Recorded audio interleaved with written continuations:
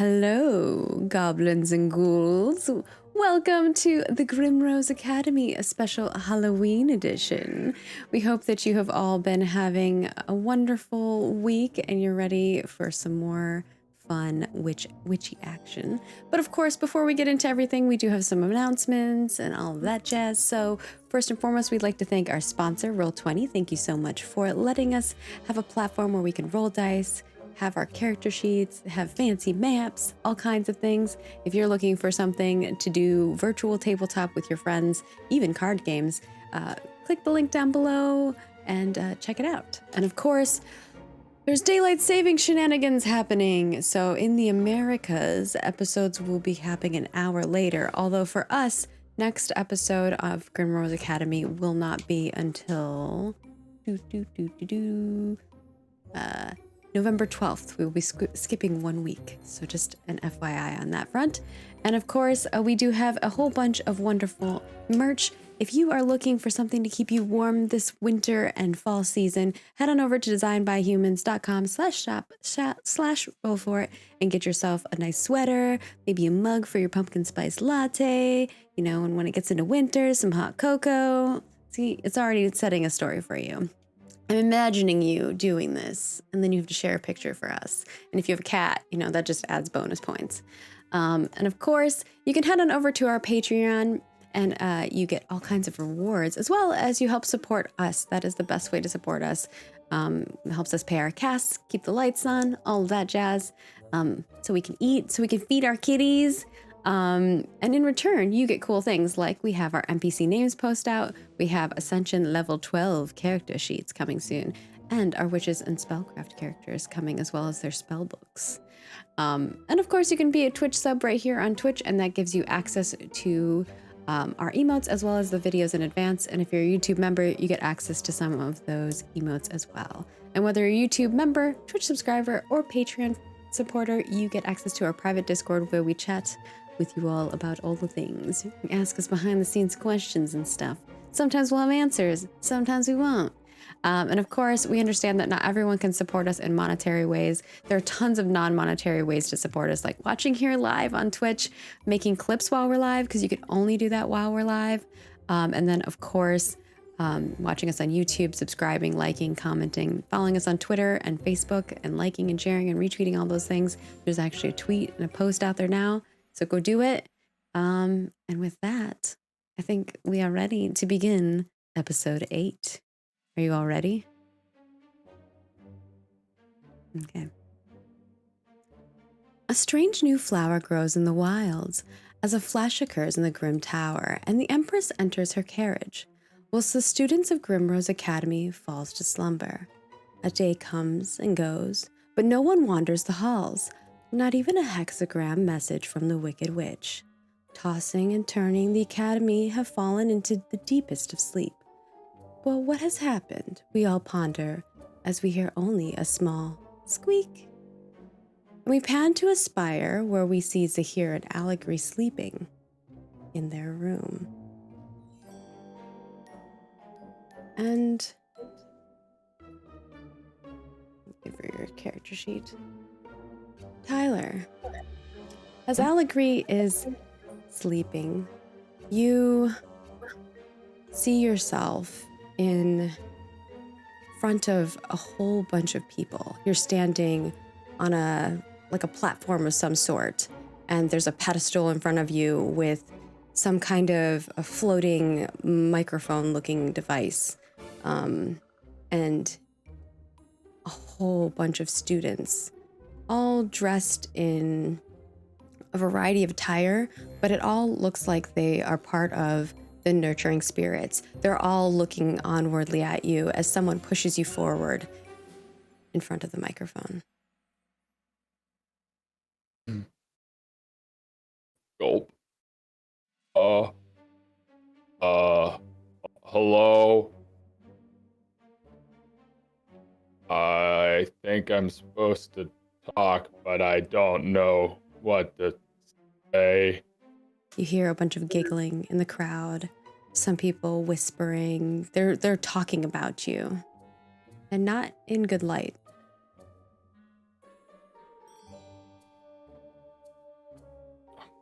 I want to run away. You try to run away, but as you try to run away, the stage catches fire.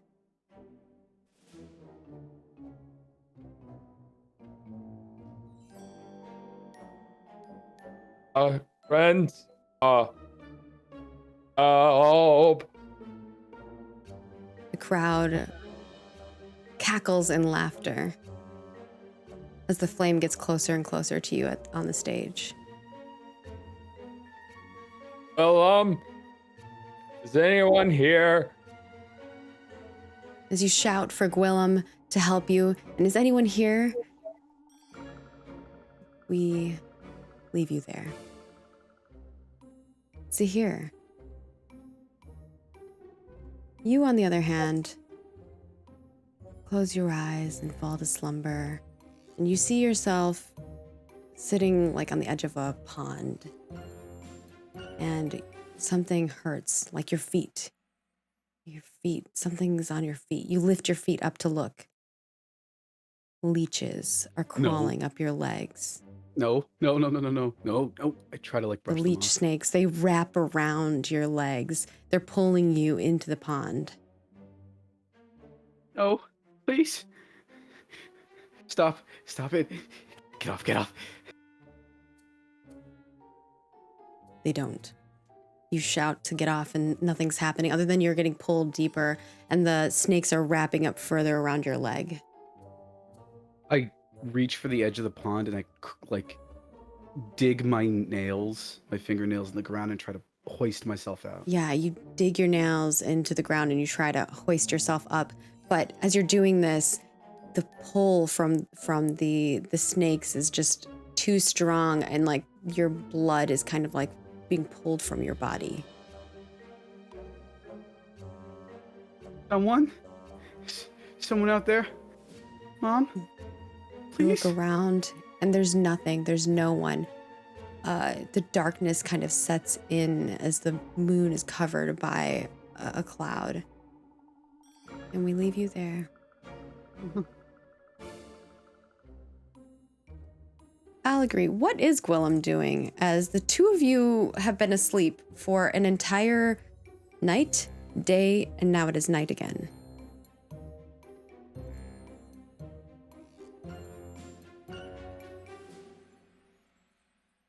What do you think Gwillem would be doing? I think you're muted.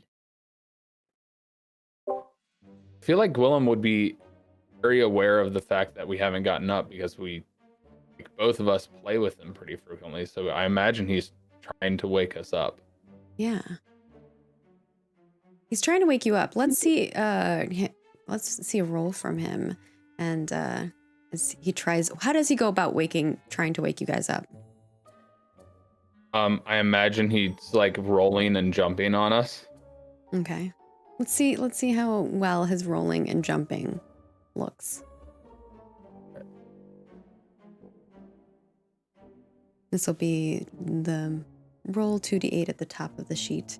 And we can add Gwillem's characteristics and anything else you and Zahir feel would be applicable. In this I circumstance. think he's strong and heavy. Yeah, that will definitely For help. those things. Obviously he's my pet and he's very like caring of here as well. Yeah. It's the only things that I can really think of. So that'd be 4. There's also like a large amount of trellises and plant matter, if that helps. Like things for him to climb up to and get a better jumping point. Mm-hmm. Yeah, maybe he tries to jump a little bit, but then he's like, okay, well, I need a bigger jump. Yeah. All right, I'll allow it. So +5.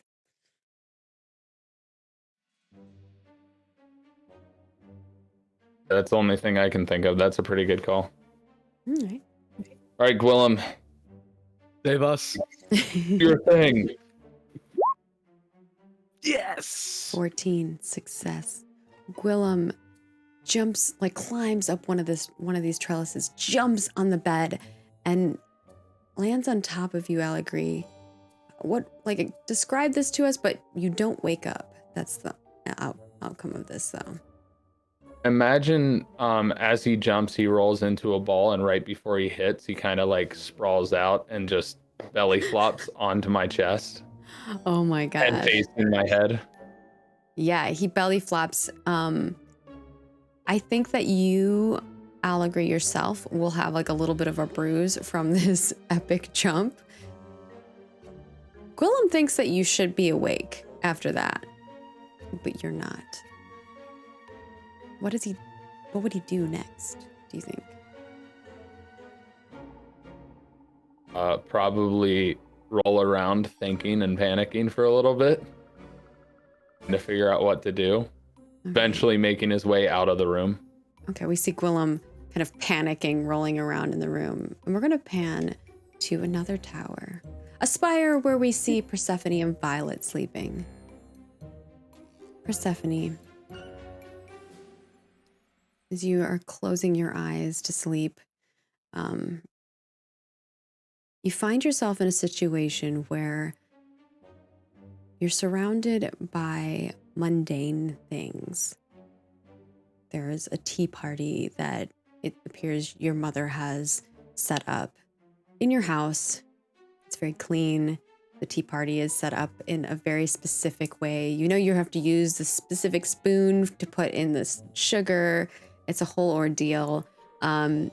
Obviously, everything's more magical. They're all floating around, and it is quite a beautiful scene. But for you, maybe not something that you're into because it's very, very mundane. You find yourself looking around, and everyone begins running. They start running out of the open doors from, like, you have like a long table with where all the tea stuff is set up, and the doors fling open as everyone runs. You can see behind you there's something large. It looks like the size of its foot is the size of like the whole horde of you that is at this party. And it starts crushing and smashing some of the buildings that are along the way to your home.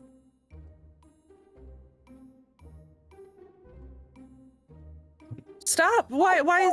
Somebody help, please. I start running, trying to catch up with everybody. You're even though running I hate it. as this thing is running and chasing you. And there's people getting squished. And it's just this horrifying scene as you're just running for your life. And we just see you continuing to run and run and run. It's exhausting. Violet. Oh, Violet. Violet, Violet, Violet. You're sitting in what looks like your mother's office. Your mother and father walk into the room, and they both kind of look at you admiringly but worriedly. And your father says, "Well, did you decide?" Decide on what? And your mother says, "You have to make a decision, Violet." Just tell me what to do. You better make the right one. And I just sit there like frozen, looking back and forth between my parents. What am I deciding on? Your mother and father look at each other, both shake their heads, and your mother says, "Dear, we should give her a little time to think about it." And the two of them nod and leave the room. But just before your father closes the door, he opens it a little bit and he's like, "We'll love you no matter what decision you make." And he closes the door. And as you sit there in this chair, thinking about what decision do they want me to make, the room starts feeling like it's closing in on you. And you're all alone, and the door disappears. I jump up, and is it actually like the walls are coming in on me? Yeah. I start throwing the chairs around. I'm gonna get underneath the desk. You throw the chair disappears. You get underneath the desk disappears. Help! Mom, Dad, please, come help! And I'm just gonna try to like make myself as small as possible as these Yeah. walls are coming in. Make yourself as small as possible. How are you gonna do that? I literally sit in a small, like I sit down and I bring my knees to my chest and I kind of hug myself in and almost like curl up and not pay attention or like try to blank out that these walls are coming in on me. Yeah, the walls are coming in on you as you're balled up. Persephone, what would Dahlia be doing right now? Dahlia would probably be trying to wake me up if she sees that I'm in distress. Yeah, how does Dahlia go about that? Shifting into larger and larger animals, trying to nudge me and like physically shove me to wake up. Okay, let's see how that roll would go. What it looks like as she does that. So open up her sheet. And what kind of creature is she transforming into? So for those of you who don't know, Persephone's pet, unlike Allegre's, is a shapeshifter. It is a fen shifter. So it normally looks like a fox-like creature, but it can change shape. Whereas Allegre's pet is a pengo cub, which is a pangolin bear-looking creature. Not so much a cub anymore, more like a intermediate bear form. Yeah. Like she's trying all kinds of stuff and it's really rapid. It's like you're seeing bits of like a horse with like weird bunny ears and like a dog that's like too large to be a normal dog and just trying to rouse me. I'm seeing what she has to help. I mean, she's dexterous, so Yeah. she's able to kind of squirrel around me. Perceptive, because she knows that something's wrong. Sure. She's shoving me, so I'm sure gentle doesn't help right now. No, that's a negative.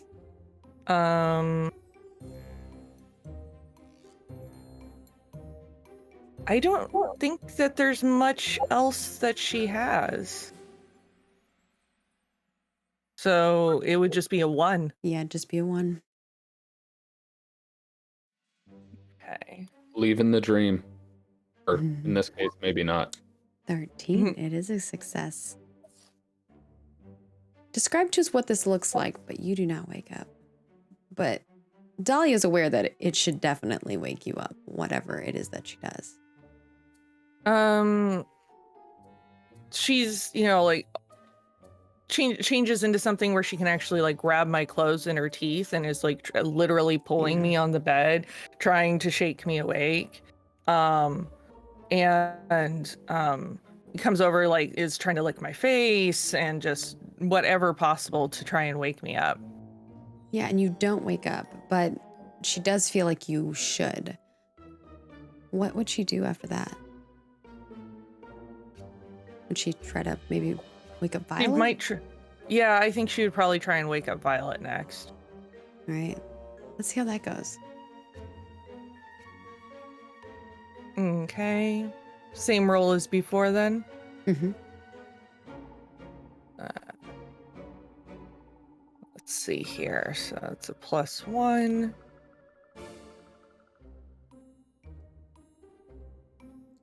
16.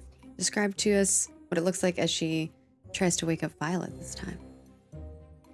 I think she's probably a little more anxious to approach and kind of nervous about it because, Violet and I are just now getting on better terms. But I think Shy of the face licking does very much the same sort of rigmarole, trying to shove her and wake her up and pull on her clothes, and is just rapidly shifting between forms, almost to the point where it's just sort of this continuous blur of motion as she's trying all these different forms to wake us up. Yeah. She pulls you and Does she pull you guys off the beds or just enough to like move you? Probably pulls me off the bed. I'm not sure she would pull Violet off the bed entirely. All right. Violet, as you're alone in this walled white room, the walls kind of closing in on you, the ground is white. It's almost like you're in a white box with no doors. You hear a thud and something tugging at you. I'm gonna lift up out of my essentially fetal position and look around. Is there anything? You don't immediately see anything. Are the walls still coming in on me? Mm-hmm. I'm gonna stand up and I'm gonna start pushing on the walls. Start pushing on the walls. Are you doing it just with force? Are you going to use some type of magic? It's like a frustrated thing. Like I heard a sound, so something's changed, and just kind of like getting up and banging on the walls and shoving and pushing because if I don't, I'm afraid that I'm going to get crushed. Let's see that roll. How well you're. Oh. I know this is not maybe your strong suit here. Okay. I'm scrappy. Mm-hmm. But I'd say that's maybe negated by your slender, because I think we talked about it before. It's not a very muscular slender. I'm anxious, so would that fuel like the adrenaline of this? Sure, I could see that. I hate being alone, so does that negate it? Yeah. Okay. Sorry. You're tenacious. Oh, I am. Could that work? Yeah. Okay. I think Back cunning at doesn't one. work because I'm just banging on the walls. Yeah. It seems like it would be a reach. No one's here that. So it's just I think me. discerning eyes will assist you here. For They will? reasons. Correct. Okay. Oh, and I'm a Grimrose. Yes. That's the only reason why Right. you're getting this role, actually. Okay. You're also very photogenic. So that would Photogenic's not going definitely to help help you in this. here. I- Actually, in this moment, she might not be very photogenic. just banging and screaming on There's everything. hair everywhere. Some of it's in your mouth. That checks out. Yeah. I think it'd just be 3 then, right? Tenacious, anxious, and no. Tenacious, discerning, Grimrose. Wait, did we say anxious too? Did say anxious. It got God, countered by being alone. Oh, that's Yeah. right. Right. Okay, so 3. Yeah, 3. All right. Question though. Oh, never Oh, mind. sorry. Good. Keep that What roll. was your question? Good. Keep that. It would have been a negative anyway, so Okay. He could keep. Well, it could be a critical failure. My first failure. First failure. excited She's so about it. excited. First failure. no, we don't fail here. Violet, as you're banging on this wall, Persephone, what happens as Violet's banging on this wall, trying to like get out? It doesn't work. Whatever it is that she's trying to do. But am I hearing somebody banging on a wall then? No, you're gonna. So how witches and spellcraft works is if a failure happens, sometimes it doesn't have to be the witch that tells the story of what the failure is. It can be another person. Yeah. So I'm giving you the creative freedom to say what happens I here. see what happens. How does Violet fail? So where she bangs on the walls, instead of it giving, the wall around it sort of undulates inward and starts blocking in around all of the banging areas. So now it's sort of also this jagged wall that's starting to move in closer to her. Oh, so it's kind of like she does succeed at like banging into the wall, but now there's like these undulated indents in it. Oh, I love it. Yeah, so that's what happens to you, Violet. We're gonna pan over to what Gwillem's doing now. Gwillem. You said Gwillem's gonna leave the room, not try to do That's what I anything else. pictured he would do in a panic if he Okay. couldn't wake up either of us. He would try to wake up Zahir before he did that though. Okay, he tried to wake up Zahir first. All right, let's see how waking up Zahir works. That'll probably be the same roll. You might get Say a critical probably- success. -1 because of the one I used for my bond with Willem. I do sing lullabies to Gwillem, and I give him treats. You do give him treats. And we have had scenes where you're singing to him. So I guess that's still a 5 then. All right. Oh, come. Oh, wait, that's me. Wait, how did I roll you? Hold on. I feel like that doesn't count. What did I roll on your sheet? I don't know. You No, probably opened either. his sheet and rolled on it. Yeah. Here you go. Here's Willem's roll. An Great, 8. thanks. Even Excellent. worse. Worse. So we have we have an 8. See here, how does this fail?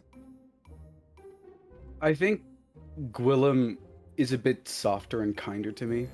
So he crawls onto the bed, and he's gently trying to push me awake. And when that doesn't work, he knows that I'd be okay with it, so he even tries to bite me. But at that point, there's something happening in my world, in the dream world in which I'm encased in, that starts me roughly lashing out. I shift from human to wolf, raising my arms, trying to bat everything away, wrapping myself in the blankets. I even fall and hit my head right on the floor, and then I go limp. All right. What a scene. Willem sees that the shape-shifting back and forth between a werewolf and Zahir's normal human form, human witchy form, and sees him fall to the ground. What does he do? He'd try to talk. The telepathic talking is a thing, right? Mm-hmm. If he hadn't already done that, he would definitely be doing that. I imagine that he would have been doing it right away, like trying to talk to you and stuff, for sure. Okay. Then he's definitely crashing out door and seeing if he can find anyone, anything. So he's gonna try to like bust through the door. Not open it like normal. He's gonna try to like just jam through, like Kool-Aid Man through the An door. animal. Does he know how to open doors? Like, Probably doesn't, but he could try to, do it the normal way, or he can bust through Kool-Aid Man style. You tell me. How you Kool-Aid imagine. Man. Kool-Aid Man. All right, let's see the roll. He's heavy and strong. I think he's in a panic because both of the people that he cares about most in this world right now are unconscious and he can't wake them up.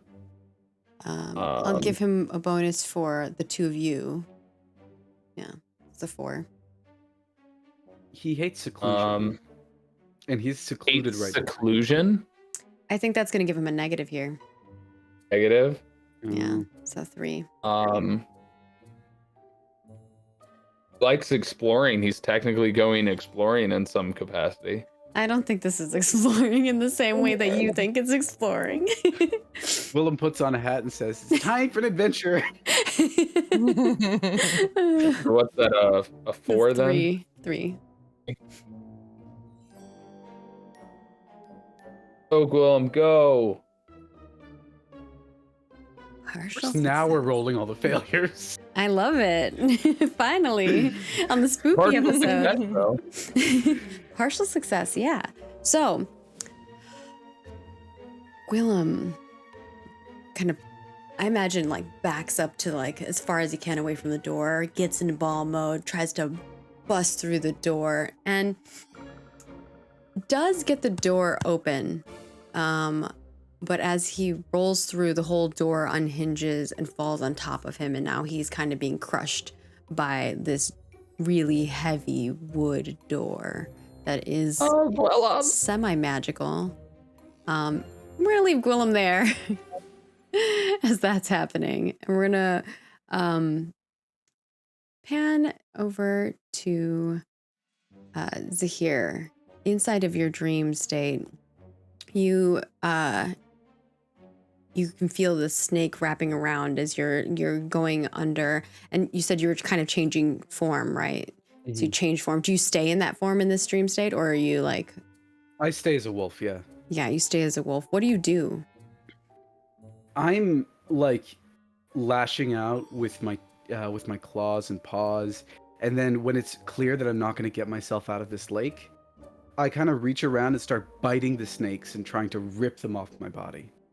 Yeah, as you try to bite the snake, strip them off your body, the snake wraps around your mouth and kind of like wraps around your head, and you can no longer bite.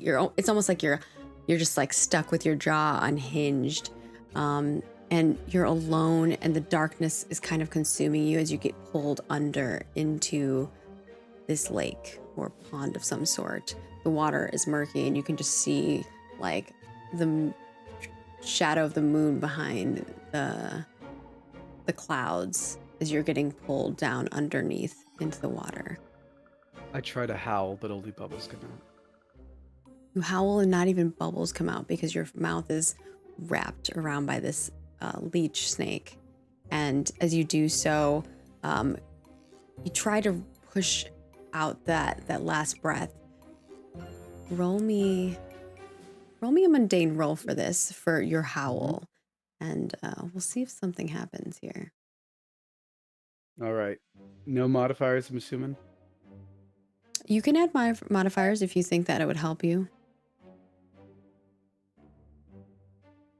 I hate these things, so I feel like it's a -1, right?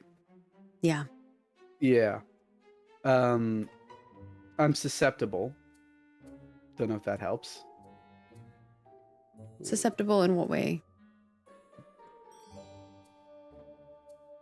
Actually, no, that does apply for other reasons I don't need to ask you about. All right. And you get another +1 for this for something else. Great. We love that. I am distressed and melancholic, and I'm letting out a howl right now. Sure. It's going to be a very distressed and melancholic howl. It's gonna be sad. Oh. I think that is as much as I'm going to get from this. Yeah, I'm looking at... I think so as well. So +4, that's not terrible. It's not terrible. It could be worse. Partial success. Partial success. All right. You go to howl, and I think this howl is so strong that maybe you don't get out the full howl that you would expect to get out, but you do. The howl that like kind of pushes so far as to get the leech snake off your mouth. It like pushes it downwards. The breath that you pull out, and you're able to now be able to do something verbally if you wanted, but I mean, you are underwater. I'm underwater. What is the pond like around me? Are there rocky walls? Is it just more water, like endless amounts? It just seems like darkness. Okay. I'm gonna reach down and try and grab one of the snakes with my mouth again to try and bite it in half. Okay. Should I roll for that? Yeah. I'm broad wolf right now, but I hate snakes, so it's negative. So we're back to 0. Scarred, would scarred help? Like I've been through shit before, or? Okay, with that take on it, sure. But then it's going to be negated by lack of control. Great. I think that is a 0. Still partial. Partial success. Yeah, you bite through and you are able to get this leech snake bit in half, but some of the blood kind of like gets, like you swallow it, and now you feel something like growing inside of your throat.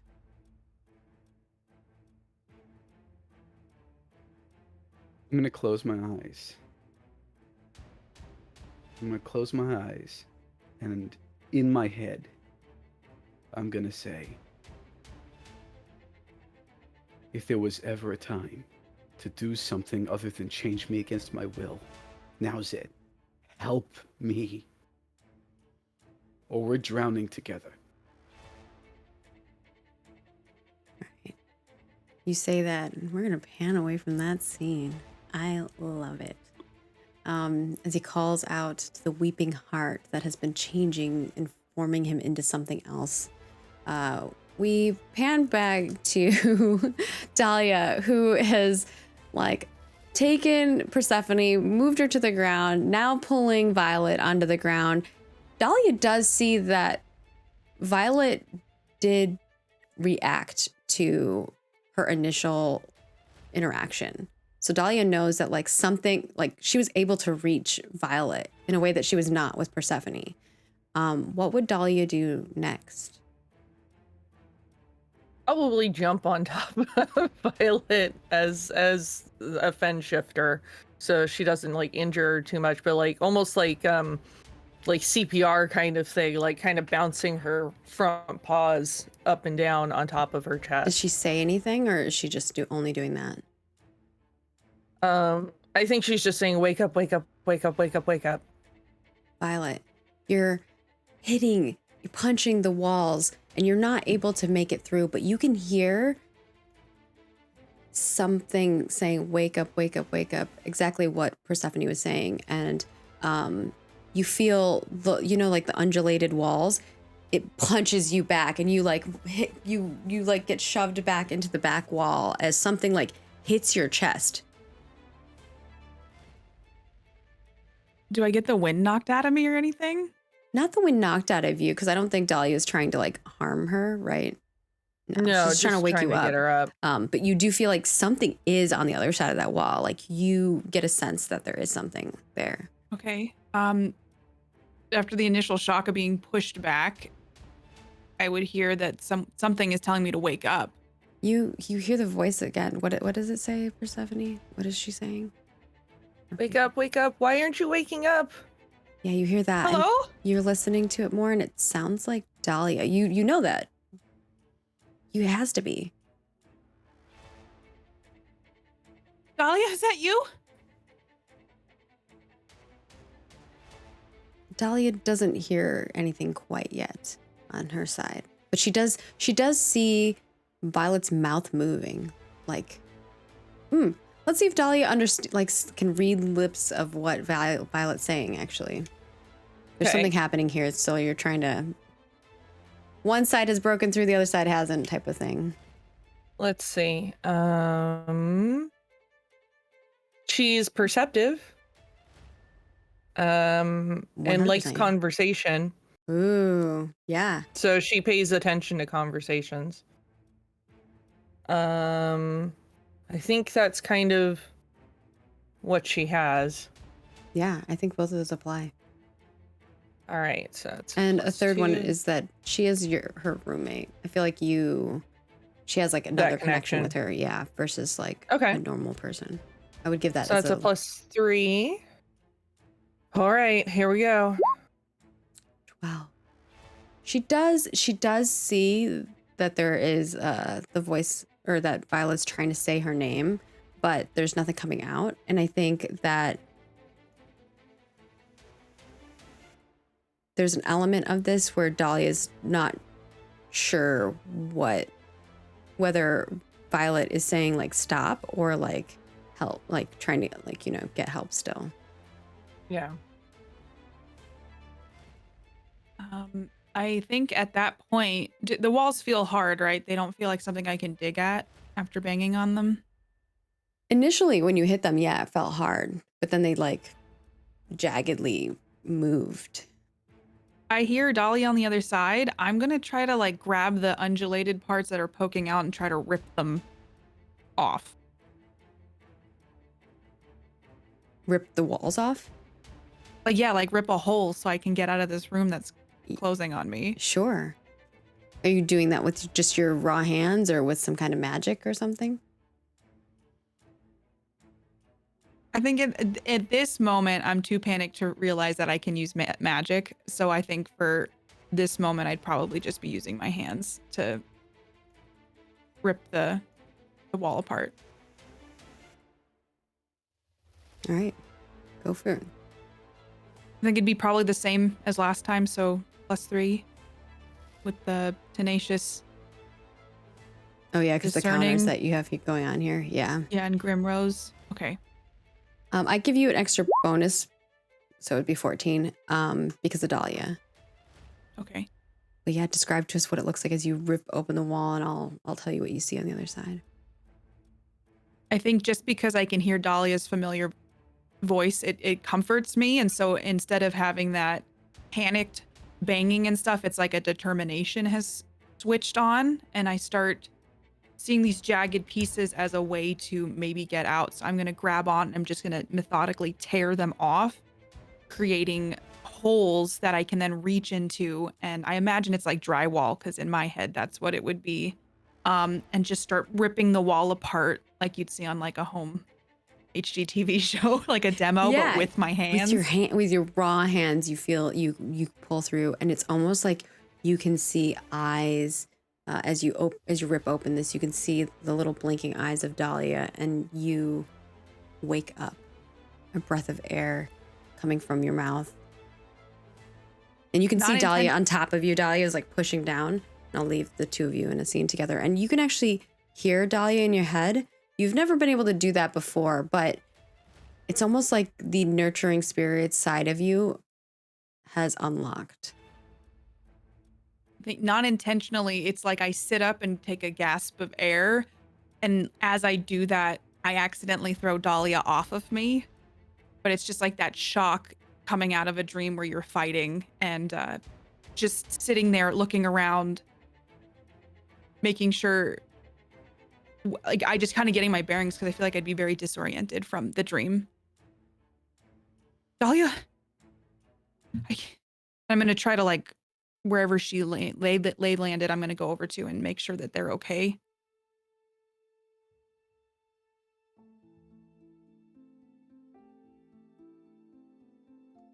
Persephone, please play Dahlia. Oh, okay. Oh, you're awake. I am. Are you okay? What happened? No, everybody's asleep. Persephone's asleep. Okay. I'm going to look over at Persephone. She won't wake up. Persephone's She on won't the wake up? floor, sleeping. Oh, I'm going to be upset when I see that Persephone's on the floor, so I'm going to get out of the bed and walk over. You're also and not... on the floor. Oh, I'm on the floor too? I Yeah. forgot. Okay. I forgot we're both on the floor. I'm going to, like, realize I'm on the floor and then get up and crawl over to Persephone. And Help her, please. Persephone, wake up. And I'm going to gently shake her shoulders. You gently shake her shoulders and nothing happens. I tried so hard. I can't wake her up. Okay. And I'm going to start snapping my fingers in her face and You snap gently your tapping her fingers. cheek. You do all that. She's out cold. We get This is- somebody? I don't know. Let me, I'm going to try to do some magic. All right. Do some The magic. The first thing that comes to my mind is a new spell. Okay. Because I'm in this panic state, I'd like to try to. This might be too powerful. You might be able to veto this, but, like, try to go into Persephone's dream to help her out. Okay.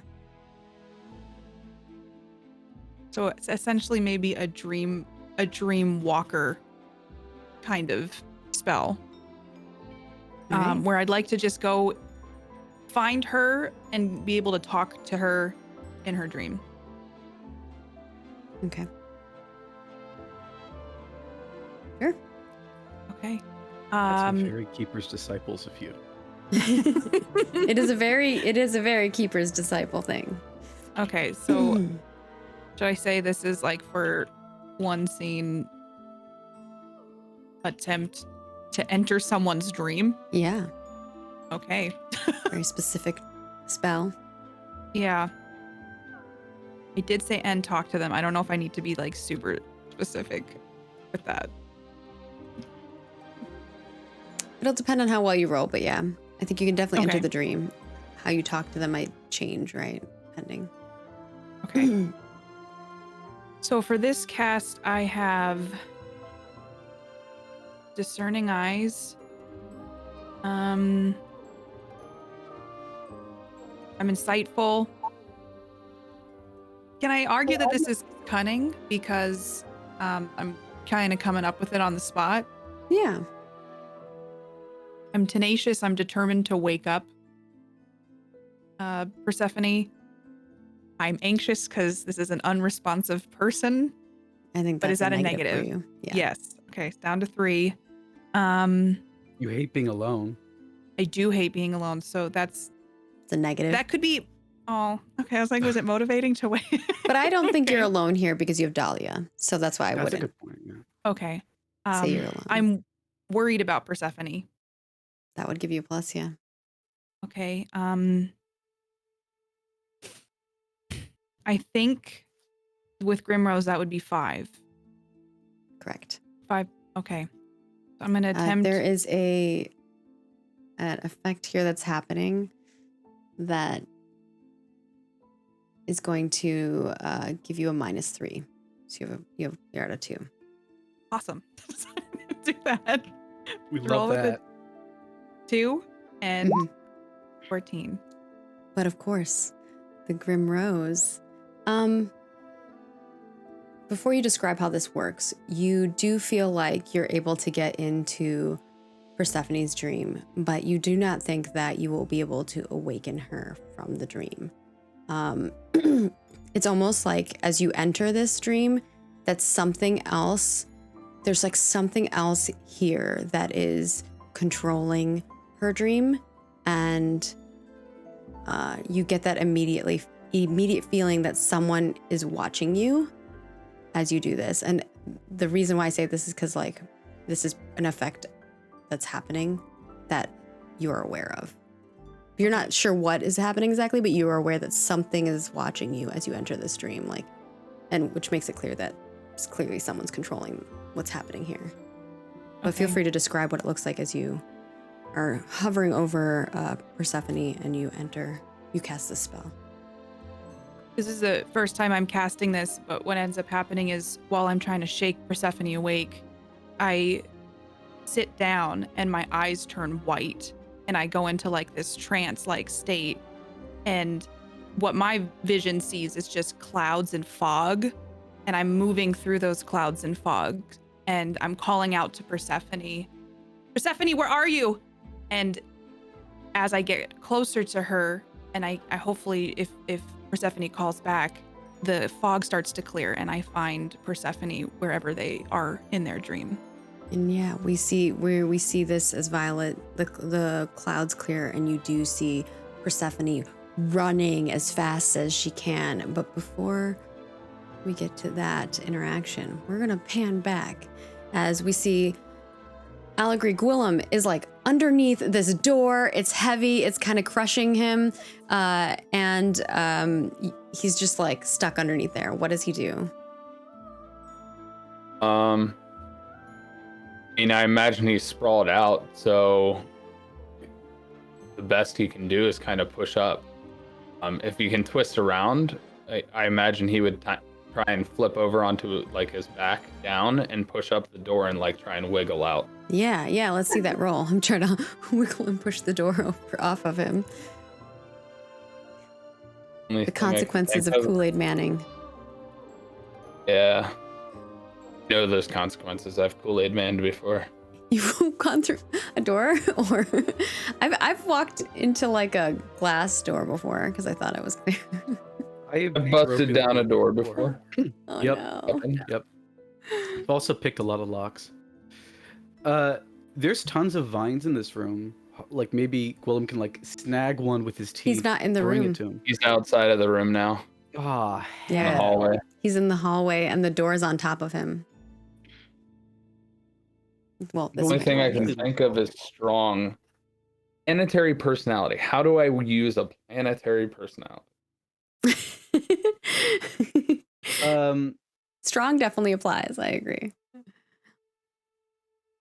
Here's the thing. he is a brave little, not so little pango cub because he likes exploring. He doesn't feel have like he's that been as trapped before. a stat Mm. there, so gotta go Note off to what's self, on your add sheet. brave. Door is at an incline, and he likes those. No. He's got kind eyes. The eyes just say adjective. Yeah, he doesn't. There's no description for the eyes. And he's tender like meat, so he can squish and move. No, it's his personality is tender. He's like. That's body and personality. I think same that would give him a thing. negative here, if anything. So. He just wants help. It's just a +1, right? I think you just have a +1. Yeah. Oh no, sweetie. Fail. Ooh. Tyler, how does this fail? I'll give you the opportunity to.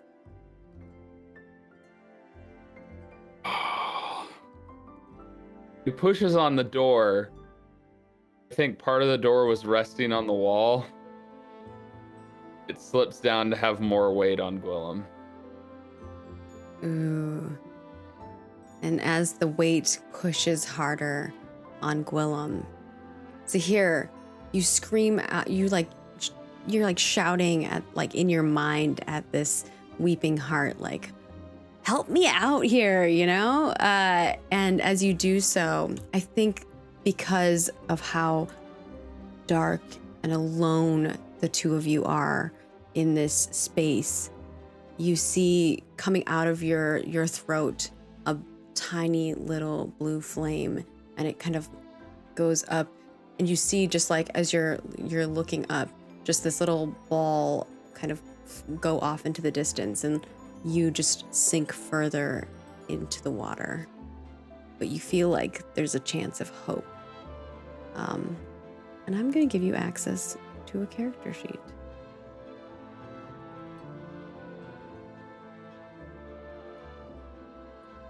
Dun, dun, dun. There is now a Weeping Heart character sheet for you. Oh, I see this. Now I understand what's been happening this entire time. Yeah, okay. As you now are in this entity of this flaming weeping heart, it looks like a little water flame. Gwillem is like underneath this door that's crushing him, and as Zahir's sleeping in his werewolf form and transitioning from witch form to werewolf form, at some point he stops and he's in his werewolf form, and this little flame comes out of his mouth as he exhales. And we see a little flame. The flame is now in the room. What do you think it would do?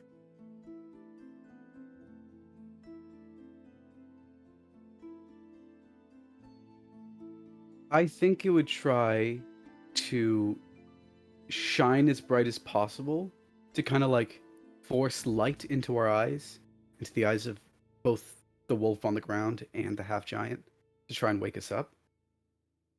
It doesn't really have a way to do light. Well, I guess it's like a blue light. Yeah, so it just tries to shine very brightly. And I think as it does that, nothing happens. Plants leaves shift to or light. I think it floats to the center of the room.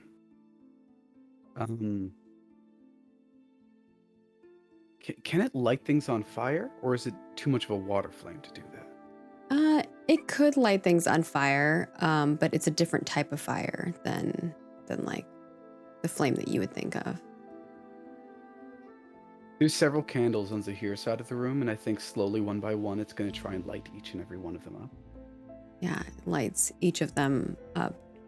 But instead of those flames being like an orange, or white flame like you would normally see from a candle, it's blue flames that lightly flicker in the room. And now the room has this almost ominous look to it, because it's like this blue flame that's flickering on the vines and reflecting off the dirt from the ground. But the flame itself has a feeling that it is not going to be able to wake the two of you up. And as it escaped from the dream room, as it passed it passed through you, it realized that something was controlling your dream. Going to, once it's lit up each and every light, it's going to go bob further, pass by Gwillem, realize it can't do much, and continue down the hallway looking for the thing that's causing this. Gwillem, you can speak out to that. Basically, Allegri, you are playing Gwillem. Yeah. Zahir, you are playing the Weeping Heart. Strange like that, Persephone is playing Dahlia. And Violet, you are yourself. Hey, fire thing. And with that, I'm going to change the overlay. Ah. So feel free to play those characters as they are your own. So Gwillem, you see this blue flame slowly just fly, stops, looks at you. Well, you don't really know it's looking at you. It doesn't really have eyes. And then it just keeps going down the hallway. Gwillem's just like, hey, fire thing. What is it? I'm a little stuck. You can talk. Can you help? Means squished. I float down to the ground, right in front of Gwillem's eyes, just flickering palely. How? Oh, I mean, you're fire and this thing's wood.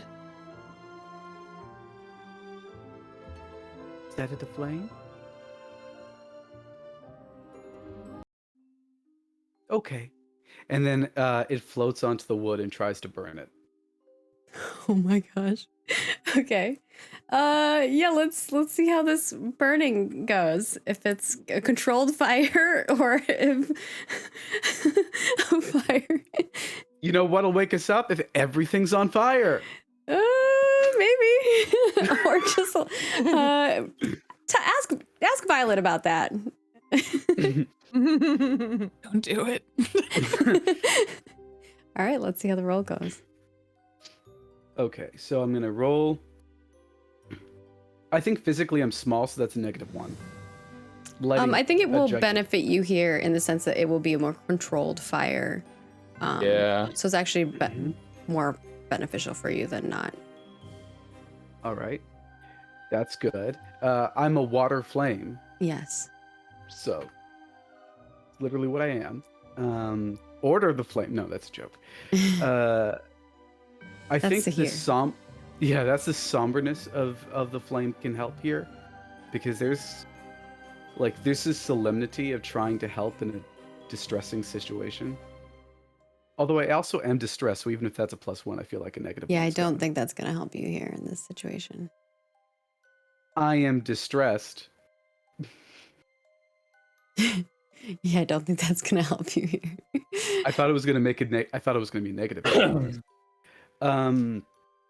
I hate darkness, but I've lit everything up, so we're fine. Mm-hmm. And I'm not alone, so +2 then. Nope. You will get a bonus +1, but it doesn't help you because it's a 9. I think Yep. a 9 is still a failure, right? That's still a failure. 10 is a partial success. Yeah, 10 is partial. So, with that, Tyler, tell us how this does not go well for our Weeping Heart as they try to burn the door. I mean, I just imagine that it's a thick and treated door, so it just doesn't light. It just kind of smokes and singes it, Okay. if you were using a wood burning tool. It's a magical door too, so it kind of makes sense that it has some resistance to this little tiny flame that's trying to burn it. Well, it didn't work. No, it did not. Is there anything else you can do? Can you lift things? You can lift things. I was once in a puddle in the center of roots. I don't think I've ever lifted anything. Not me, at least.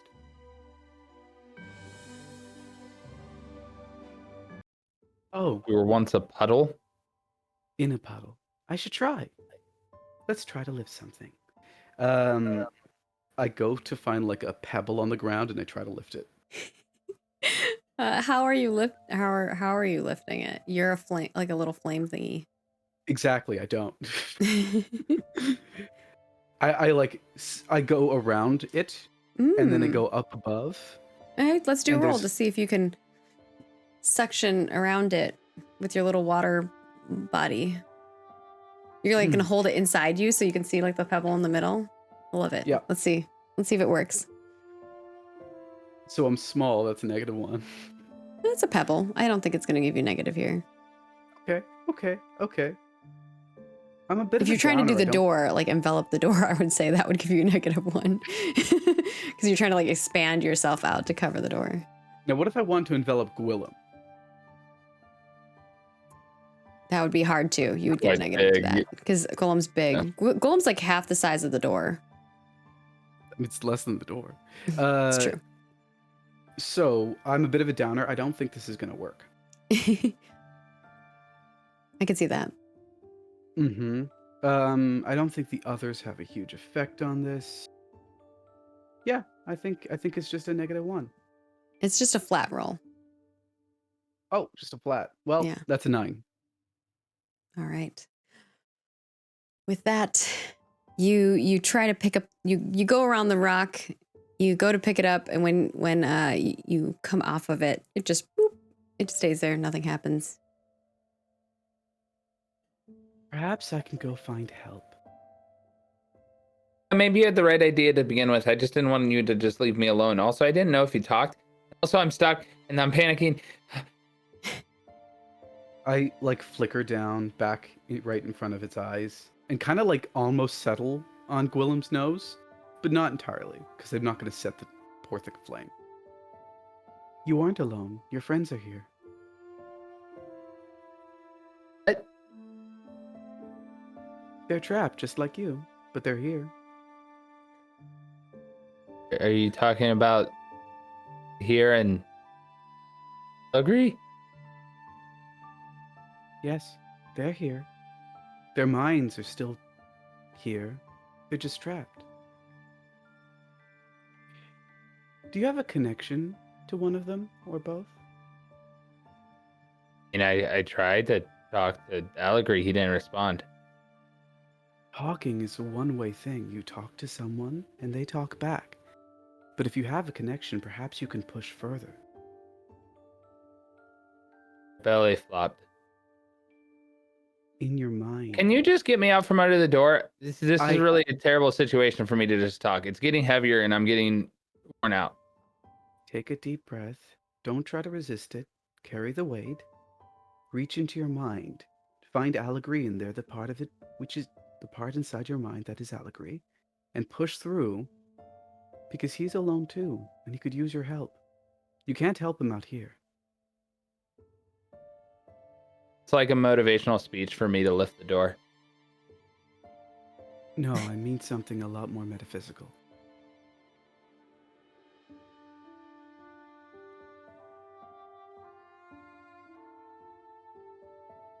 This Allegory is going to do what he said. All right. And as Allegory tries to, Gwillem, Gwillem. yeah, as Gwillem tries to figure out what exactly the Weeping Heart was saying to them, we see the Weeping Heart alone, a little flicker flame going down the hallway. As you pass down the hallway, you also see another door that looks like it has been broken down. Inside that room, you can see 2 other kids, like witches, that are sleeping on their beds. There's like a, what do you call those? Like a vent that's like, unhinged, and it's like on the lid to it is on the ground, where you can see like a little bit of blood. And yeah, it looks like something happened in that room, but you're not really sure. You don't see anybody other than the 2 kids. I take a look inside. I realize that something has gone through the vents. And then I pass by the door and continue down the hallway. I think what I'm trying to do is either find the source of this or find the other two that are part of this strange coven that Zahir is in. Okay, yeah, and you do know where their room is. Violet and Dahlia. What are you both doing next? As Violet, or not Violet and Dahlia, Persephone. Violet, you see Persephone through the clouds, just running, like running. Does not look like Persephone's having a great time right now. Do I see Persephone coming at me, or just not at you, like just running a direction, but the clouds open up and you can see her running. I'm just gonna instinctively call out to her as loud as I can, Persephone, just to see if I can stop her from continuing running away from me. You hear Violet yelling at you from like the left as you're running as fast as you can. You've been probably running for like hours. It's a good thing we're friends now. Otherwise, it would have been like, oh no, the nightmare got worse. But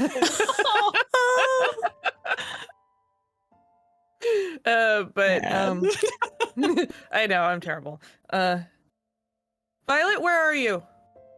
I'm gonna start running to you because you probably have gotten some distance from me already. So I'm just gonna try to run to catch up to you. I'm just gonna say I'm over here as I'm running towards you from your left. Something's coming. It's huge. I don't know what it is. Can I look back and see if there is anything coming or if I hear anything? You don't see anything. You just only see Persephone running. I believe you, but I don't see anything. It was right there. It was right there. Everybody started running, and there was a tea party, and it was boring, and now things aren't boring, but I hate it. You had a boring tea party? That's most tea parties, but that's beside the point. Can we go? I just, we have to run. I was in a bad dream too, and I got out. Dahlia somehow woke me up, or I woke up. I don't know how, but I can't wake you up. Dream? You're in a dream, I think, and I think something's watching us. Violet, you feel something touching your shoulder. I instinctively just jump and like look back. You look back, there's nothing. Was there something there? What? Did something just touch me? I told you there was something there. And Persephone, you see behind you this giant thing that's yeah. You see everything like normal that you saw before. This is like an awful nightmare for you. There's people dressed in like tea outfits, like it's a thing. Well, I don't know. Is there a way to get out of here? I was able to get out. Maybe we can. I had to rip a wall apart. I don't know, but I don't want that thing to catch me. Okay, then let's run. Keep running. You run together, and Violet, you feel something on both of your shoulders, and it starts pulling you away. And you're like running against it as you're trying to keep up with Persephone. You have a feeling that you only have a short bit of time to chat with Persephone before you're going to be ripped out of this dream. Like someone is pulling you out. Something's holding me. I don't know how much longer I can stay with you. I don't know what's happening. I don't know. Maybe I should turn on it, but what if it crushes me? I don't think it will. I think you just need to find a way to get out. Just will it. Will a way to get out. I don't know how. You could dig your way out. You could climb your way out. Just how would you get out of a situation like this? I don't know. Maybe I could organize these people. Maybe I could get them to turn and together we could fight this thing. Maybe you shouldn't run from whatever you're running from anymore. And that's the last word that you hear from Violet. As Violet, you feel something wrap around you and you're back in your body and your eyes roll back down. And Dahlia can see you kind of come to. Where'd you go? I saw Persephone. She's running from something big, and something pulled me. Did you pull me out? I was waiting. I didn't know what to do, but I think we should go find her mother. I don't know. Maybe we just give her a few minutes. I told her to try to find a way out, and if not, then we'll go get her mom. I don't think we should wait. Why don't you go and get her mom, and I'll stay with her. I don't want to leave her alone. I'll go. I'm leaving right now. And Dahlia is gonna take off. Yeah, Dahlia takes off. I was gonna grab Persephone's hand. You grab Persephone's and just kind of hold it. As you're holding Persephone's hand, what is your plan? Are you just gonna wait? And how long are you willing to wait? I'm gonna give her like 3 or 4 minutes before I try to figure out something to do, just to see if, like, I pulled the wall apart. Maybe Persephone can find a way out too. 3 or 4 minutes pass, and Persephone doesn't move. Sorry, my brain had a light bulb moment. Let me get my sheet up. There's a spell that I learned. Sorry, I have it. Or wash away concealment last time. I don't know if that's on something physical, or can I do it to see if there's You something... could do it here. Yeah. Okay. I just have this moment where I'm like, oh yeah, I learned this at the ritual. And I'd like to try to cast wash away concealment to see if there's something in the room watching us or actively keeping this spell on us.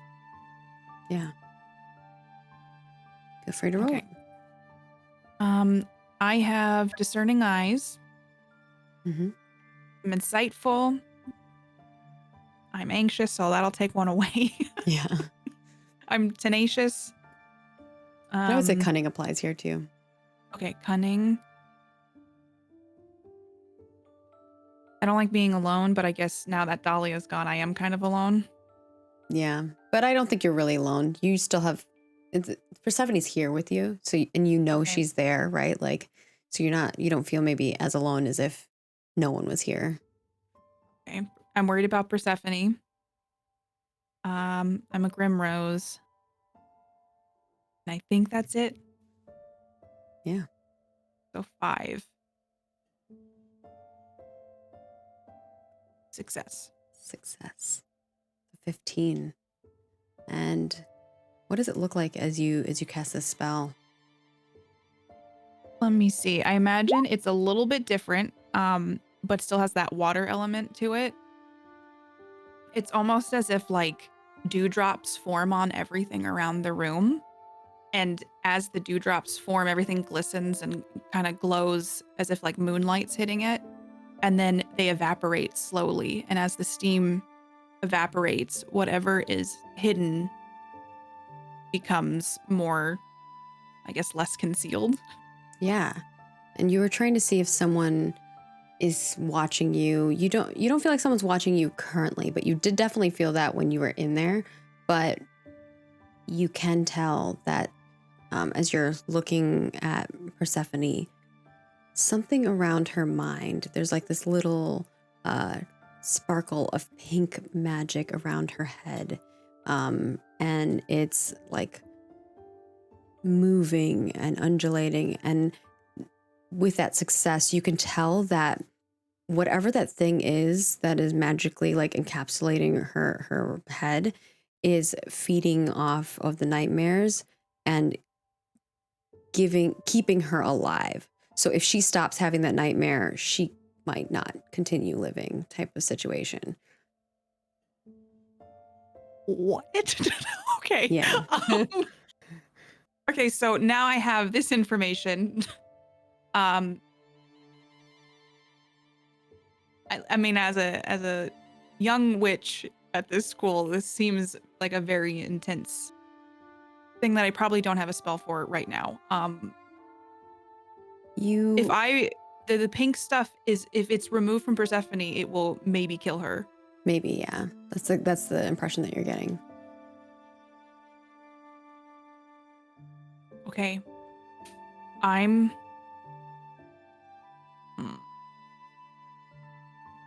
hear me out. Okay. Can I cast a spell where it's like you create a scenario? Hold on, I'm just making this up, so I'm trying to come up with how this would work. If I can cast a dream into the world, so it's like an orb that has a scenario in it, but I'm manifesting a nightmare that's like floating outside of Persephone to hopefully draw the pink cloud to my nightmare With orb. your success, you know that won't work. Okay. Yeah. At least I'm brainstorming. No, you're brainstorming, and I think that's a good point there. And as you're brainstorming, I'm going to remind you of something that all of your characters are aware of. Not the pets, maybe, unless they were with whenever you were talking to the bookworm. But you learned about the somber wilting. Do you guys remember what that was? It's with the tree, right? This was not necessarily about the tree. It did have to do with the tree though. But in regards to how the arcane rose split. This is what you learned about. The petals came off one by one, and then 4 roses stood in its place, and there were no more Grimroses. That's what I remember. But why?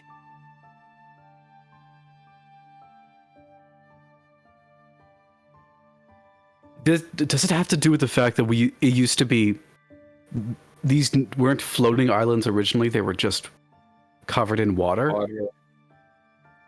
That had to do with the Weeping Heart. The Weeping Flame. Yeah. Yeah. Why? It wasn't because the Grimrose was evil? Yeah, that's what I was thinking. So what did the Grimrose do?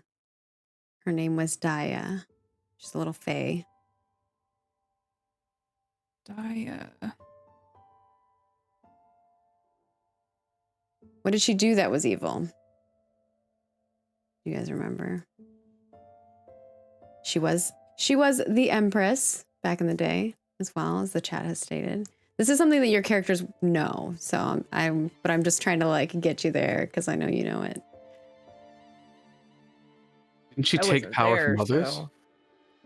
She didn't take power from others necessarily, but yes, in some way she kind of did through a means. Chat knows they remember now. They're like, ah.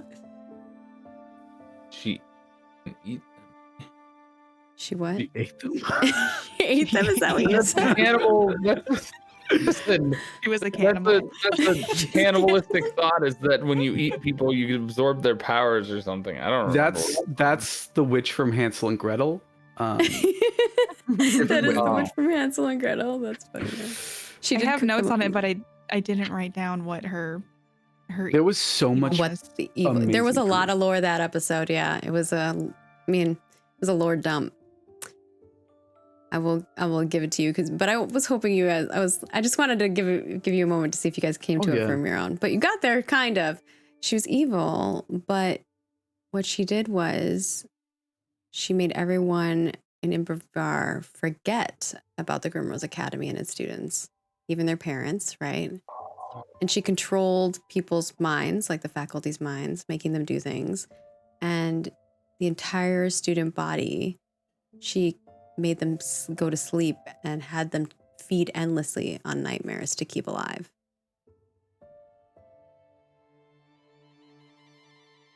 But there was a thing that they did to solve this. If you guys remember that.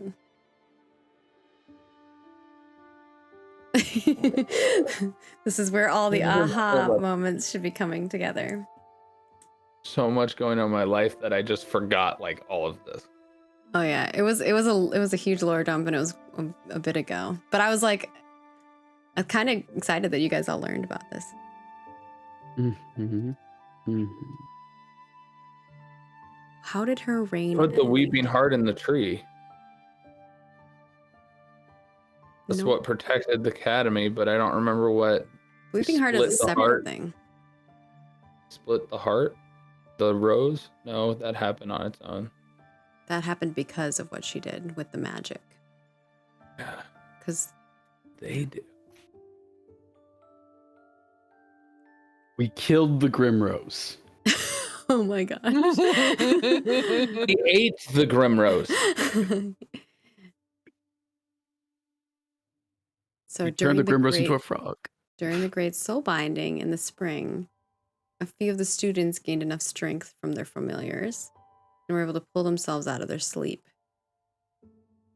And then they used the keeper's staff to awaken the school and defeat Daya. You did learn about the keeper's staff. I wanted to give you a moment to learn to see if you remembered, but you 100% know this as characters. I It's wouldn't all make clicking you. together, yeah. Yeah. I don't want to make you have to roll for it because you definitely know it. I just know as players, sometimes I forget stuff and GMs are like, well, you forgot, so you don't get to learn. But I don't feel that way. We're here for funs. Oh, I agree. So the familiars obviously weren't affected by the sleep, but because of their strength of the bond between them and their Some familiars were, but there was basically they stayed asleep for much longer than you guys have. There's something else happening, and the reason why you guys are more mentally strong than other pets, perhaps. Okay, so if after I think about my nightmare orbs, Yeah, I you go come to through this all realization. Yeah, realize that I just sent away Persephone's familiar. Can I show up now? I will be panning to you in a moment. I am debating if I want to leave Persephone to go get Dahlia. her familiar, Dahlia. Yeah. Yeah. I think what I will do is just say to Persephone, I'm going to go get Dahlia. I will be right back. And just kind of give a worried look and then get up and run into the hall looking for Dahlia. And to make it a little bit more clear too, just so you understand, the familiars were the ones who used the keeper's staff to awaken the students. Just to reiterate that. Okay. Weeping Heart, you float very casually through the hallways. You're making your way to where you believe Zahir's companion, rest of their coven is. And you see a fence shifter kind of wandering the hall, kind of moving frantically and quickly towards like another hallway. But you can see them. And Dahlia, as you're moving, you see a glowing light moving kind of towards the direction of where you just came. Okay. Hello? I'm the Weeping Heart. What are you doing? I am trying to find the Coven of Zahir. I can show you. Can you become strong? What? Can you become strong? Can you lift a door? Yeah? Go to the room of Zahir and Allegory and lift the door off of the Pango Cup. Please. Yeah, are you gonna come with me, or? I must go to the Coven of Zahir. Well, they're down the hallway where I came from. I shall tell them to meet us at the room of Zahir and Allegory. Okay, I'm going now. Good luck. You too, friend. Dahlia, you run and make your way. You do see Gwillem as you make it to the end of the hallway where Zahir and Allegory's room is, which you've been to before. You see a door laying down, and you see Gwillem like legs out, arms out, like something on its back. But he's upside down. His legs are like trying up in to the like. air. Okay, yeah. Yeah, he's like His think of hard an shell, upside down furry turtle. shell is on the back. with something on top of it.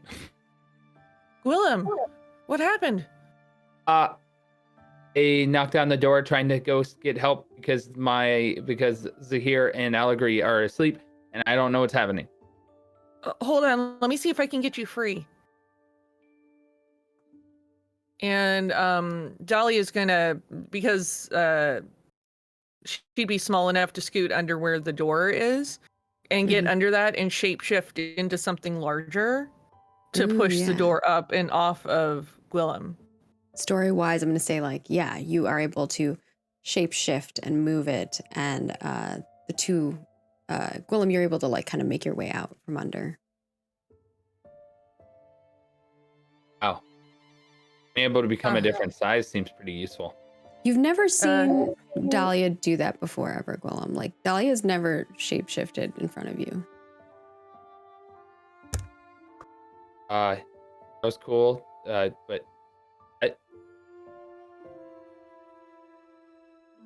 what? I saw a blue flame. It said something about bringing the coven together. Here, we gotta wait here. Oh, but how did you become the thing and then the back to the thing and? I'm a fen shifter.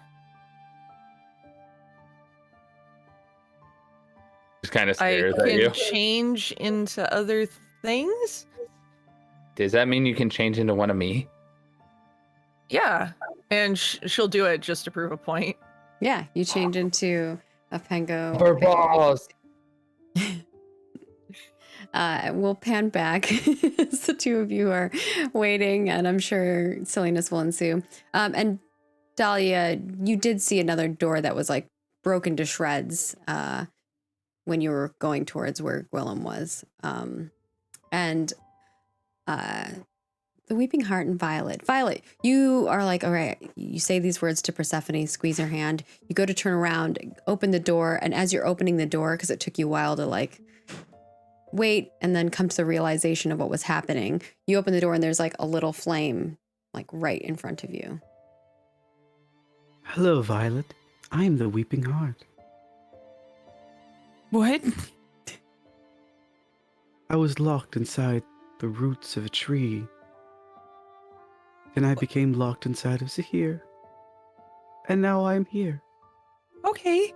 And it's not so you're locked. You bound it with them. They opened their hearts to you. Is more the thing. okay. I'm a little panicked. Can you help me? Perhaps. In what way would you like help? I cannot lift things. That's okay. Do you know anything about a keeper's staff? The staff of the keeper. I was around, but not in that time, wasn't I? You were. What you do know of the staff is that it is in the land of the enchanted land of the Fen Shifters.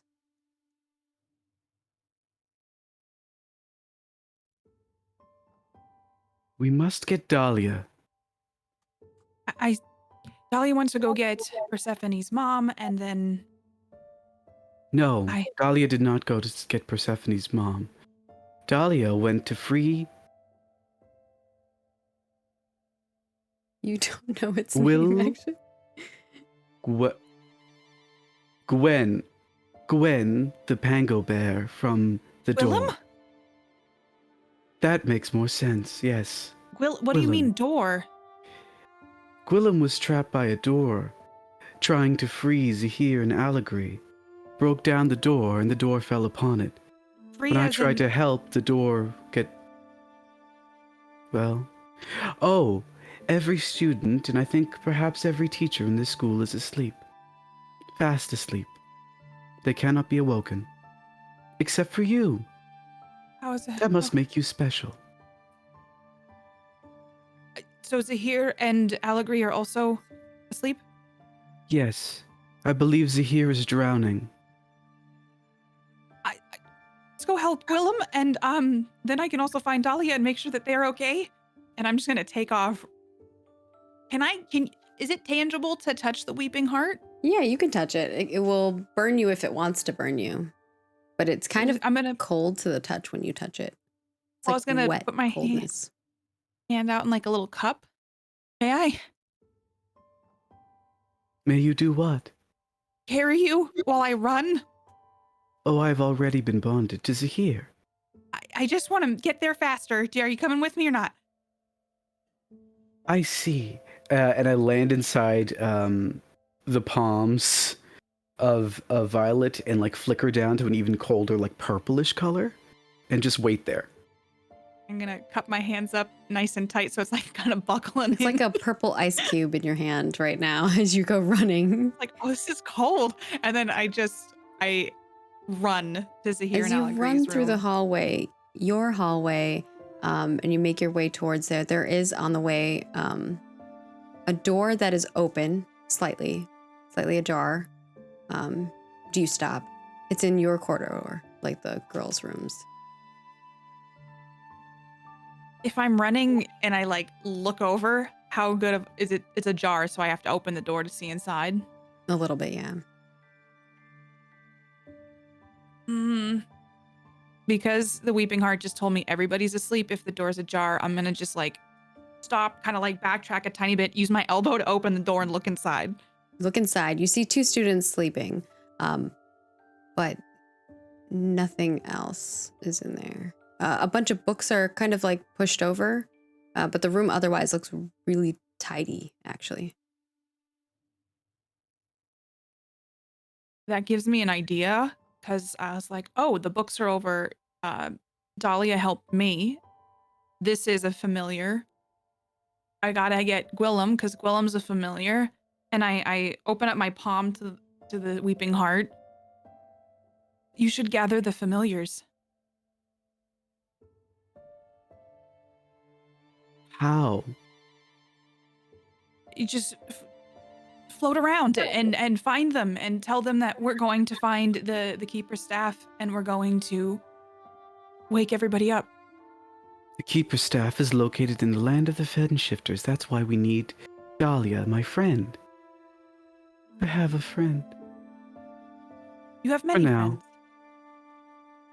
Friends come and go. They forget about you, Violet. All of them do. And once you're alone again, nothing can save you. I'm not too unfamiliar with that, but I promise you that there are times that will be like that, but you will always find someone new.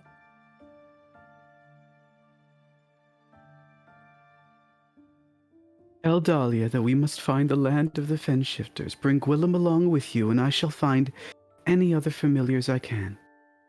Thank you. Violet, you remember that there was a portal door in the dean's office when you were in there. Oh. I do want to find Dahlia, though, because I feel like it'd be good to have some help. Yeah, for sure. And But that- you know where, like, you could possibly how you could possibly get to the enchanted land of the Fenshifters is through that portal. I will look at the Weeping Heart, meet me, and the rest of us in the dean's office. May I ask something? Yes? Things were different in my day, if I remember, but sometimes I forget. How do people go to class or get called into the dean's office? I'm not entirely sure what you mean. Usually if you go to the dean's office, it's because of something wonderful that's happened or you've done something very bad. Yes, but how does one know to come to the dean's office? Are there letters like there were in those days, or are there sounds? Usually words, sometimes letters. You remember Sometimes they the pink tell slip. you. Violet remembers the pink slip of pink scroll that she received just days ago. Oh, I was wondering if you could yell really loudly and gather all the familiars, but it seems that's impossible. I shall go and find more, and I shall meet you in the dean's office. That sounds good. I will just yell through the halls for the familiars to meet us in the dean's office as well, and maybe one of them will hear. Maybe. But Be I safe. think the 4 of us may be enough. Just in case. There's a lot of people to wake up. Do you think Zahir will die? I won't let him die. Good. There has been enough death. And I float off. Violet, you run to where Dahlia and Gwillem are, and you're able to catch up to them. You don't see any other familiars along the path, but you are shouting through the hallways, and your shouts echo because there's nothing, there's no one, and it's an eerie silence as you're shouting through the hallways, and the echo goes through. You make your way to Gwillem and Dahlia, as Dahlia's like shape-shifting into probably weird things that Gwillem has asked her to shape-shift into. Can you be a bouncy ball? Why would I want to do that? Bounce. No. Okay, door? And I'm gonna start trying to lift the door or help Dahlia try to lift this door off of The door is Gwillem. off of Gwillem. Yeah. They're both there. Yeah, just there. We were waiting. Oh, okay. Are you okay, Gwillem? Don't know if you understand me. Do I understand Gwillem? Yes. You do, actually, oddly. I can hear all of you now. I don't know why. What? What are we doing? What can we go to to Persephone's mother now? I don't think anybody is awake. The Weeping Heart is going to gather any familiars that they can find, and we have to go to the dean's office and go to find the keeper's staff. Well, let's You're go. awake, which means they can wake up, right? That's my hope. I just think we need to help them wake up. Tried. I think Allegri's gonna be bruised. Well, it's good that you tried to wake them up. I think we have to do it a different way than shaking them or pushing them. Let's There's a- go. Water. There's a portal we have to go through, and we have to get this special staff, and you all, the familiars, have to be the one to wake them up.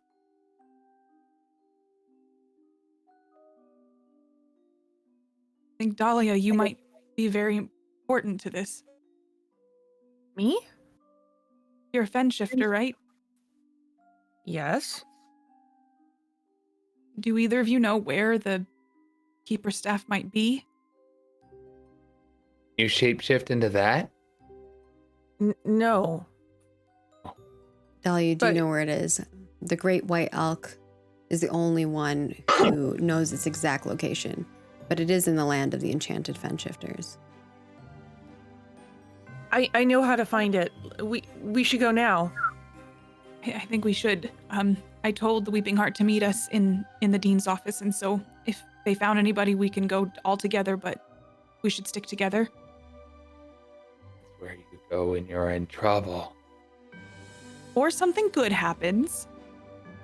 Like you get an award. Like you were nice and got in trouble for it. I mean, a lot of times it does lean heavily to when you're in trouble, but we get to go when we're trying to help people, so... What were the things they were cleaning up after? It was the something unicorns? Oh, the rhinocorns? Rhinocorn? Can Dahlia shift into one of those and basically just scoop up Violet and start running for the dean's office? Yeah. Ooh, You're Chase, going to be big in this hallway. I don't know if you're going to fit very well. Or something You could that be a is, like, smaller version of basically- one, though. Yeah, and basically Like a just baby. assuming Willem is going to follow, just start taking off for the All right, office. yeah. You see Dahlia shapeshift into a baby rhinocorn, which is still massive, and scoops of Violet, if you're all right with that, Violet. Oh yeah, I'd be probably like in the moment of like terrified of what's happening at the school, but like this moment would be like, this is so cool. And I'm gonna glance as I'm being scooped up into the room with Sahir and Allegri and just see that they're in there, but Yeah, realize they're it's in time there. sensitive. Because they're sleeping. Okay, and I'm just gonna Um, grab hold to the rhinocorn shape. Gwillem, do you go into your ball mode and chase after? Yeah. All right, Gwillem Oh. ball modes and chases after, and actually moves a little bit faster because he's bigger than he was before, and he's got like these extra plates in his fur that helps him move a little bit faster. Meanwhile, so the three of you will get to the dean's office. Weeping Heart, you kind of float around through the hallways, and you find yourself, after a bit of time, you can see yourself in the cafeteria, and there is a pet there, and you're able to get that one to join you. I'm trying to remember what it looks like. As I go through, I constantly call out into the hallways. If those familiars are around, and you wish for your witches not to die, come to the dean's office. Yeah, If and you're- you see Over and what over. looks like. I'm trying to remember which one this one is. You find yourself gathering one, and then you make your way into what looks like the keeper's area, because you see like crumbs of food that are just strewn about, and you follow the crumbs, and that's kind of how you find all these other creatures. But you find what looks like a octopus dragonfly looking thing who calls themselves Hugs. They seem to like to hug a lot of things, like with their tentacles and stuff. And then you find what looks like it's like a medium-sized dog-sized raccoon front with eagle back legs and claws and wing and tail and wings. And that one is named Ray, and it like flies with this octopus thing on top of its head. And then you also find a large-sized dog-looking creature that's like a tiger pattern fur on its head and tail, and a mantis shrimp legs and shrimpy bits under its fur. And that one's called Valen. And then you also find what looks like a smaller dog, like a medium size versus a large one, which is like a fruit bat platypus looking thing. And its name is Punky. And so like you roll in with all four of these other creatures into the dean's office as you all meet together. Oh, you found some. I did. Oh, that one punches hard, I bet. No, they like hugs. They tried to hug me. But I said Hugs! And it no. like jumps over and like puts its tentacle arms around you. Okay, we're gonna do something real important. If Dahlia, take us to the land of the Fenshifters so we may seek the Keeper's staff so we may free our witches. Get berries. Berries? One of them's like, oh, I love berries. And the other one's like, me too. And they're just like getting excited about berries. We can't get distracted. We need to go and we need to save our witches. They like berries. There's a portal here. A door, Punky right? leans over to you, Gwillem, and is like, did you know the cafeteria has endless food? We could eat here forever. We don't even need anyone else. I need the other one. Need allegory. Go for what you were saying, werewolf. Oh,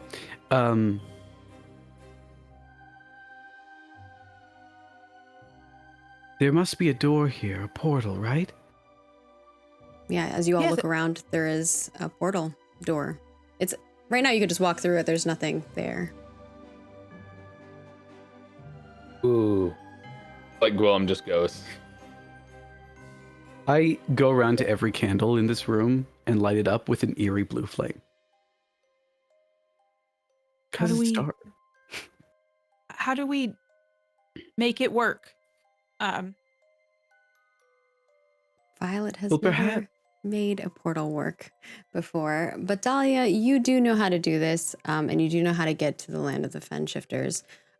You've not done it in a long time, and not in this world, but you've seen portals before. They normally don't look like this in the Fen Shifter land, or in the Great Soul Binding, but you can go up to it and begin the ritual to get it to happen. Then she's definitely gonna go up and just start doing that. Yeah. What does the ritual look like? We'll let you describe that as the portal appears. So, she goes up and very gently puts her nose to the portal. And from the tip of her nose, the colors sort of start to swirl and everything begins to kind of have this sort of almost steamy look as the image within the portal changes to the land of the Fen Shifters. And she's going to dive right in. And she dives right in, and what you all see in there, and Dahlia has recently been here with Persephone, actually, and has seen the great white elk. But on the other side, what you see is this, everything looks like marble and perfect, like immaculately clean.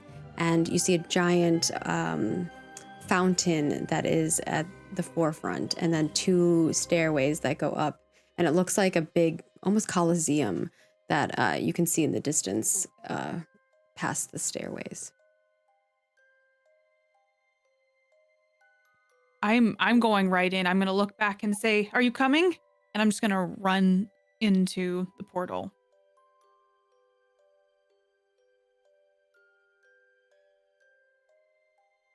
I look around at the others and I say, there may be endless food, but is there endless friendship in a place like this?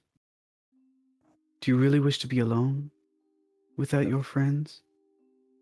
Some of them are immediately like, no, like they want to go with, they want to wake their peoples up. Go through the door. Gwillem? What do you want through the door? Oh, Gwillem's already through the door. Yeah, then, like, the Weeping Heart will wait for everyone to go first, and then we'll go last. Yeah, they all, a couple of them fly through, and the other 2 scurry into the area as you all make your way in there. And you see Dahlia, the white elk, kind of coming down the stairway towards you. And she's going to run right for it and just go, help, we need your help, please. Ah, Dahlia. What are you doing here? We're looking for the keeper's staff. All of our witches are asleep. Again? How? I don't know. May I speak to the Elder Elm? You may speak. I was around the last time this occurred. In a way, and in a way not. But this is different. They woke up sooner than before. I think it's a recreation of the same spell, but for slightly different ends. Well, I was also alive then.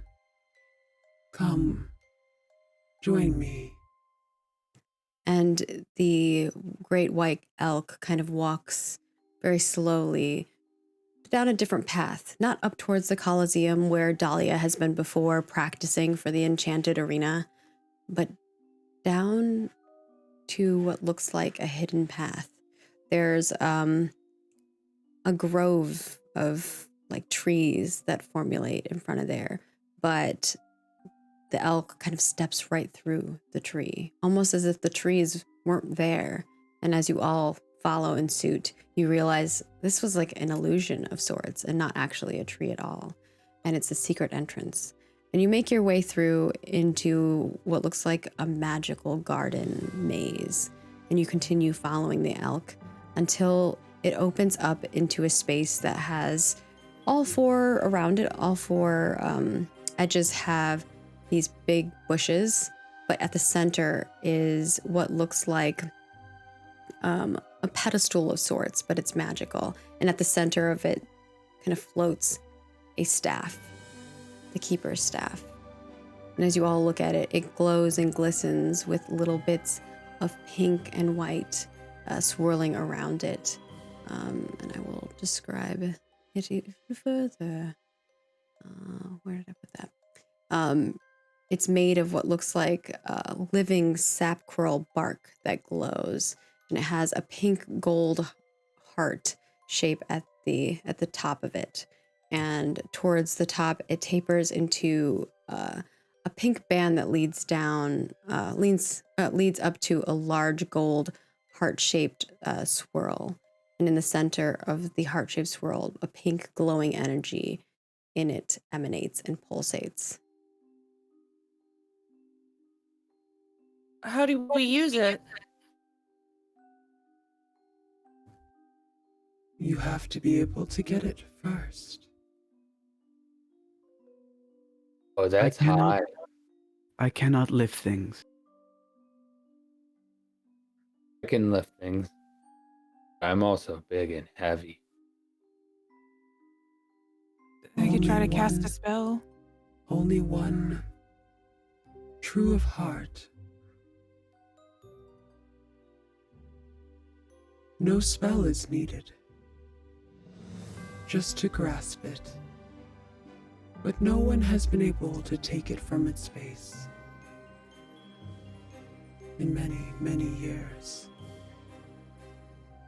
I'm gonna float up next to it. Yeah. Gaze into it in my little flamey way because I do not have eyes. And I'd like to try and envelop it the same way I did the pebble. Okay. Yeah, you go up to it and try to envelop it, but it's almost like you can't put your body around any part of it. I But it suppose feels I'm not. warm. I suppose I'm not true of heart. I should have known. Oh, And I float back down into the ground, like scorch a small section of the earth and just sit there. How high up is it? you could reach it.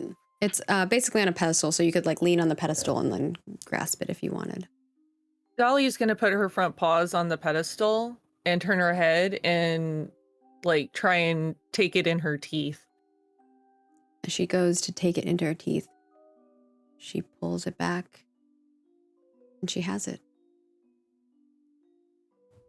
Well, it has been a long time, wielder of the keeper's staff. And the elk kind of bows down, and as they bow down, they change shape into a human that looks kind of like Persephone, but like a man form. Has very similar features to Persephone, and Is this man roughly the same age as Persephone or a bit older? older. Looks more like they could be Persephone's father. Persephadad.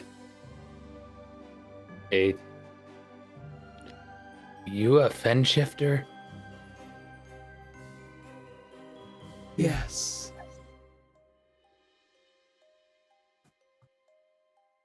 Is Persephone a fen shifter? I am not sure. Aya is. Dahlia sort of cocks her head with this staff in her mouth and is just staring. You must go. Go to the school.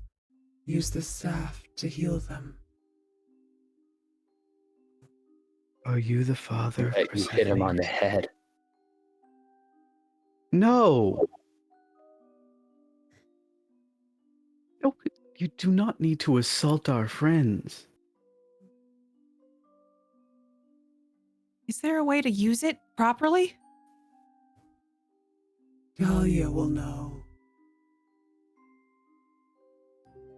Dahlia doesn't say anything because she's got a staff in her mouth, but she's gonna just take back off towards the portal, like do like a nod, like a thankful nod towards this person, and take off running.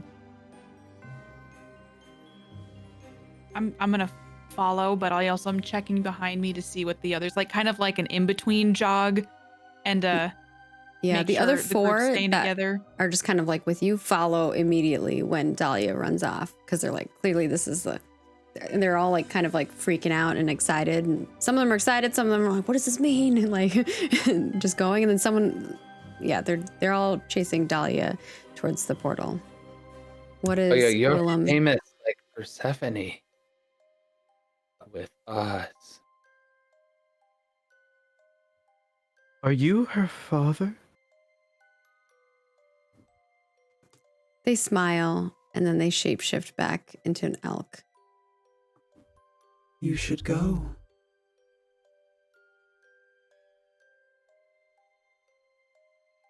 You know many things. I have one question. Am I hurting Zahir?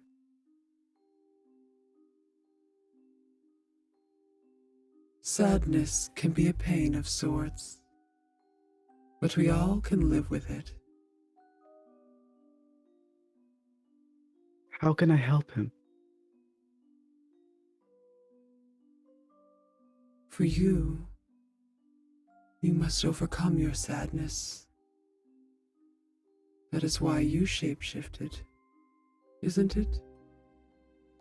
You formed into your sadness, just as I.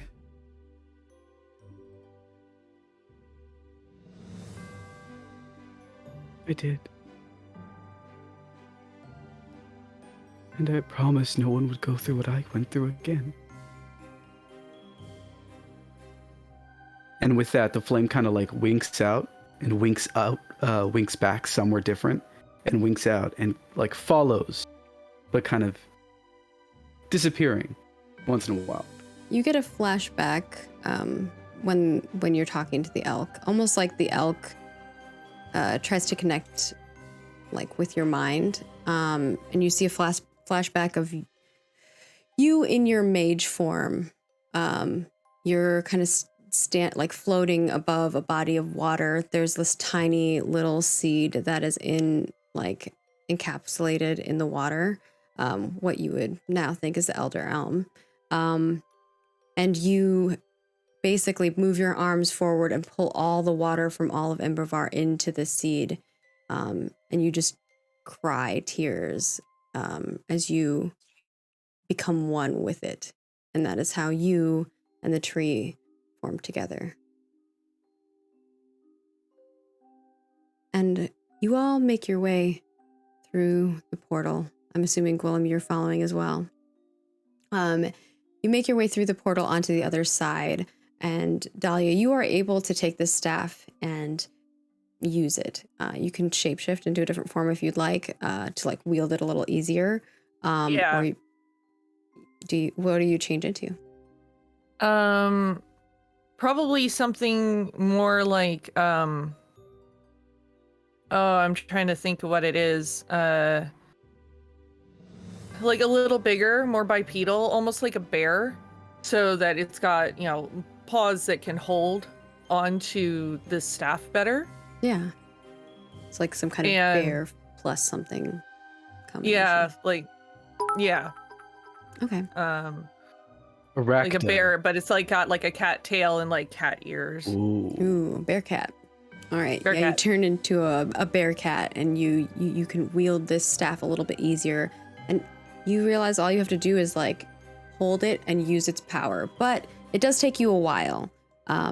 So you'll be able to awaken certain people much faster, or certain people over time. So you have to like pick who you want to awaken over, Dolly and then is slowly wake them all up.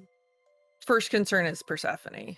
Yeah, so she would run over and you use the staff. And as you use the staff, the glowing heart on it kind of pans down and puts like this healing element onto Persephone and awakens her. But that is where we're going to end today's episode. Eee, so many questions now. There is one thing I wanted to try with the Weeping Heart while I still have control of her. What would you like to try? I'd like to go to the Elder Elm and try and let go of all my sadness. Oh, like in the library? Mm-hmm. We can do that another episode, maybe. Gotcha. Yeah. I like that. All right. Cool. With that, thank you all for joining us for our special Halloween spoopy edition. I have definitely been planning this. Very excited. Hopefully you guys liked playing your pets. Yeah, A little different. that was fun. We got some fails finally out of you all. I just had to take away your magic. Yay, thank you. The Grease still has never failed. And of course, Has one. just quick reminders that we do have daylight savings time happening here in so in the Americas. If you're watching, our shows will be an hour later, but for Grimrose Academy we will be skipping the next episode, so our episode will be on the 12th, so stay tuned for that. Maybe we'll do a replay. And of course, we do have merch out. If you want to check out our merch, keep yourself warm, make a little cozy hot cocoa or something, head on over to designbyhumans.com/shop/roll for it and check that out if you're interested. And of course, our sponsor is Roll20. Thank you, Roll20, so much for sponsoring today's episode. And if you want to check them out for all of if you're curious how we do our magical rolling of dice, our maps and things of that sort, that's all through Roll20. And the best way to support us, if you really would like to support us, is heading on over to our Patreon, where not only do you support us so we can pay for our cast, but you also get cool rewards in return, like NPC name posts is out, Ascension level 12 character sheets. We'll have the Witches and Spellcraft sheets up soon.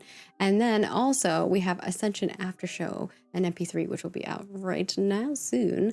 And our next Legend tier games, which will be coming up, which is a privately GM'd game by one of our cast members. And if you saw all the pets today, those are all the Legend tier pets characters. So yeah, thank you so much for joining us in that way. But we know you can also support us here on Twitch by subscribing, and you get cool emotes as well as the VODs in advance. Heading on over to our YouTube channel to become a YouTube member, where you get some of those emotes. And if you are one of any of those, a YouTube member, a Twitch subscriber, or a Patreon supporter, you get access to our Discord, where I'm sure there's going to be theories and thoughts. And of course, not everyone can support us in a monetary way, so we understand that. Take care of you and yours first and foremost, but you can watch us live right here on Twitch, make clips while we're live. Hopefully we got some today. And then we also have YouTube. Head on over there, watch them live, or not live, but watch the VODs, subscribe to us, like and comment, and head on over to our Twitter and Facebook and like, share, comment, and retweet. And with that, I'm going to let these lovely people say where you can find them at, because not only are they amazing at shifting between their main characters and playing their pets on the whim, but they also do a lot of other cool stuff, so you want to check it out. So we will start off with Violet, played by Play Katie Play. Where can people find you at when you are not trying to awaken all your friends? Everybody's asleep. How scary would that be to be the only one awake in a school full of cloud dreams that could kill people? And at least the familiars were there. Hi. I'm going to stop rambling. I'm Katie Peters Plays. You can find me on Twitch at Katie Peters Plays, Twitter at Play Katie Play. Tomorrow I'm going to be doing a lot of scary stuff on stream. We're going to play some scary games to, I don't know, round out October, because Halloween season's almost done. So today was fun that we all got to dress up, and I'm glad that people are waking up. I have podcasts. Katie hasn't seen that, Quantum Drive. And my brain's just thinking about all the stuff that just happened in today's episode. So I'm going to pass the torch on to somebody else. Which we'll definitely talk about in our after show. And of course, Apocalypto 12, aka Tyler. Where can people find you at when you are not playing a adorable Pengo cub and getting stuck underneath doors?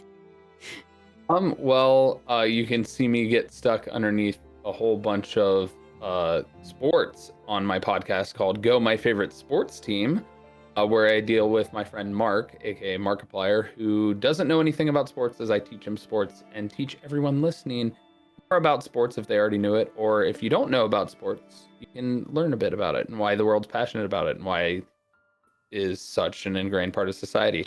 But particularly, you can find me tomorrow over on my friend's Twitch channel, Kung Fu Fruit Cup. We are going to be building Legos, so that's going to be fun. I shall pass the torch. Of course, we've got Dahlia, played by Strange Like That. Where can we find you when you are not the keeper? Well, the keeper of the keeper's staff? Oh man, The I've got so many beholder. questions. So many questions. And if you have questions for me, you can reach me as @strangelikeThat, Twitter, Instagram, Facebook, my website, TikTok occasionally.